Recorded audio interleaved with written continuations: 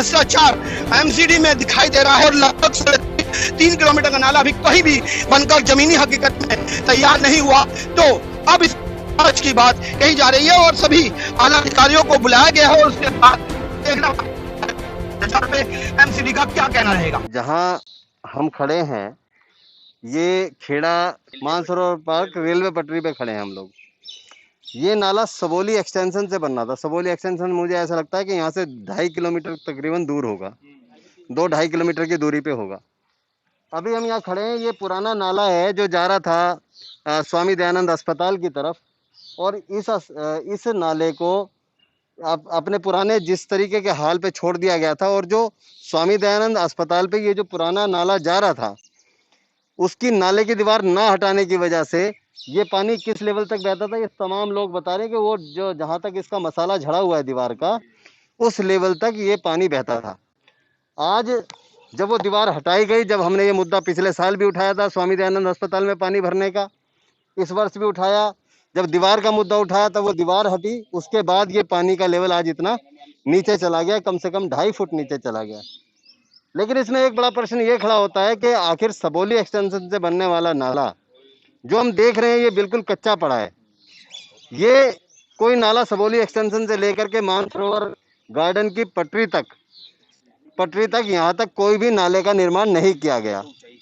तो आखिर ये 78 करोड़ रुपए की लागत से कहाँ तक का नाला बना और किन किन अधिकारियों का इसमें मिली भगत है और कहाँ इसमें मोटा भ्रष्टाचार किया गया, कहाँ इसमें पैसे को खा लिया गया, ये हम पूरी जानकारी एमसीडी के नेताओं से, जो भारतीय जनता पार्टी एमसीडी के अंदर बैठी है, उनसे पूछना चाहते हैं कि आखिर कौन है इस भ्रष्टाचार का जनक और क्यों उसको नहीं ढूंढा जा रहा, उसके खिलाफ कार्रवाई क्यों नहीं की जा रही।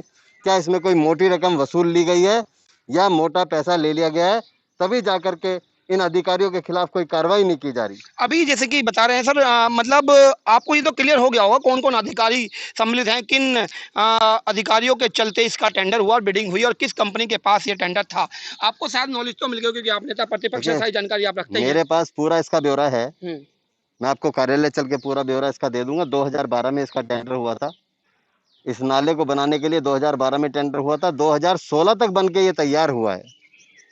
और उसके बाद जो ठेकेदार था उसकी पेमेंट कर दी गई, मेरे ख्याल से उसको कुछ इंटरेस्ट या कुछ और एक्स्ट्रा पैसे भी दिए गए कि उसकी पेमेंट लेट हुई, उसने क्लेम किया था ऐसा। उसके बाद सबसे बड़ी बात यह है कि चलो जो भी हुआ, लेकिन इस नाले का निर्माण होना विशेष था, जिसको बनाया ही नहीं गया और बिना बनाए इस नाले की पेमेंट कर दी गई, चाहे तो ठेकेदार को कर दी गई, चाहे वो किसी भारतीय जनता पार्टी के नेता को कर दी गई या बड़े बड़े अधिकारियों की जेब में गई।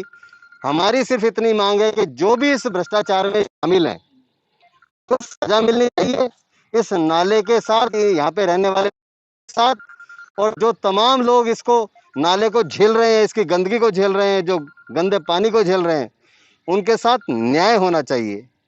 और न्याय के लिए उस बात के लिए केवल मीडिया ट्रायल रहेगा या आगे किसी न्यायालय का कोर्ट का दरवाजा भी खटखटा जाएगा? क्योंकि जिस तरह से आप बता रहे क्लेम किया, तो क्लेम तो उसने कहीं कोर्ट में ही किया होगा।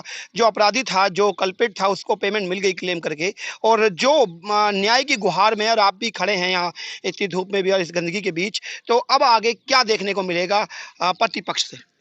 देखिए, हम तो इसकी पूरी तह तक जाएंगे जी। अधिकारियों आज हमने एक्शन को बुलाया, तो एक्शन है प्रोजेक्ट के पीटर मीणा जी, अभी के जो एक्शन है, हम उनसे पूरा ब्यौरा जानना चाह रहे हैं कि आखिर सबोली एक्सटेंशन कहाँ तक आता है। क्योंकि एक हमारा नजरिया है जो हम जानते हैं कि सबोली एक्सटेंशन कहाँ तक है, एक अधिकारियों की नजर से हम देखना चाहते हैं कि आखिर सबोली एक्सटेंशन आप कहाँ तक मानते हैं, इस नाले का निर्माण कहाँ से कहाँ तक होना था, और अगर सबोली एक्सटेंशन जहाँ तक हम मान रहे हैं शमशान घाट तक, अगर वहां तक इसका निर्माण होना था, मान रहे हैं तो ये तो जनता ही मान रही है, सबोली एक्सटेंशन वो ही है। हाँ, तो पेपरों में सबोली एक्सटेंशन लिखा है तो हम यही जान रहे हैं कि सबोली एक्सटेंशन वहां पे है, तो वहां तक इसका निर्माण होना चाहिए था जी। जो लोग इस नाले के साथ रह रहे हैं, उनके अधिकारी कहते हैं कि यहीं तक होना है, जो आगे नाला बना दिया गया, तो आप मान लेंगे? क्योंकि ऐसे कैसे मानेंगे? सबोली एक्सटेंशन क्यों लिखा गया फिर उस पे? जी, मानसरोवर गार्डन रेल की पटरी क्यों नहीं लिखा गया? जी बिल्कुल।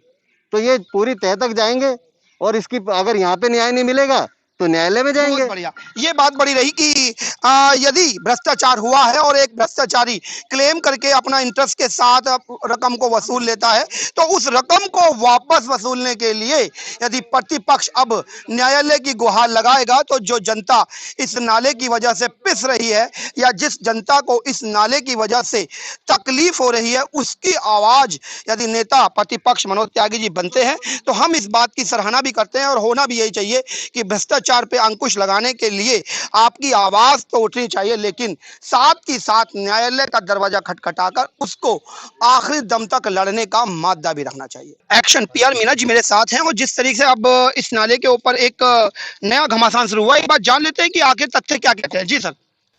एनजीटी की वजह से क्लोज हो गया है। एनजीटी ने एनओसी नहीं दी इसको, क्योंकि नेचुरल ड्रेन है, यूपी से आती है। नहीं, जैसे कि बताया जा रहा है कि 78 करोड़ रुपए की जो लागत से नाला बनना था, उसकी पेमेंट कर दी गई, तो जब नाला बना ही नहीं तो पेमेंट किस वजह से हो गई सर? पेमेंट कहाँ हुई है पूरी?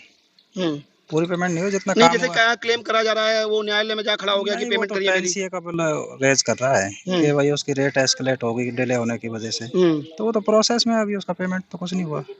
अच्छा, चलो ये भी एक अच्छी बात रही कि सामने बात आई तो पेमेंट शायद अब रुकी रहेगी, क्योंकि जब काम ही नहीं हुआ तो पेमेंट किस बात का? ना ठीक बात है, काम नहीं है तो पेमेंट किस बात का है? अच्छा, जैसे एक बात और आ रही थी कि एनजीटी ने जो रोक लगाई है 2013 में लगाई है और टेंडर ऑर्डर तो 2012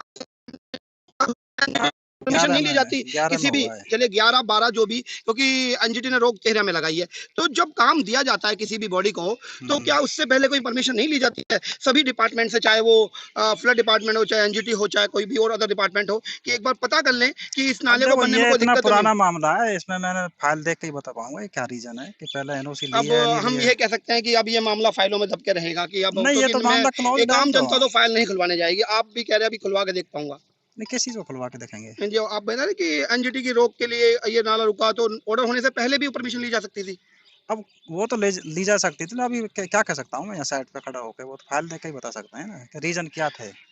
यही एक बड़ी बात है कि कार्य में किस तरीके से फाइलें दबकर रह जाती है, भ्रष्टाचार इसी तरह से दब जाते हैं। और बात रही है नेता प्रतिपक्ष के कंधों पर कि किस तरीके से इसकी पूरी जांच करे और जांच करके यदि भ्रष्टाचार है उसको पूर्ण रूप से उजागर करे कि जनता का पैसा जो गाड़ी कमाई है, जो सरकार टैक्स के रूप में वसूलती है, उसको किस तरीके से नाले में बहा दिया जाता है। कहीं ना कहीं रोक लगनी चाहिए।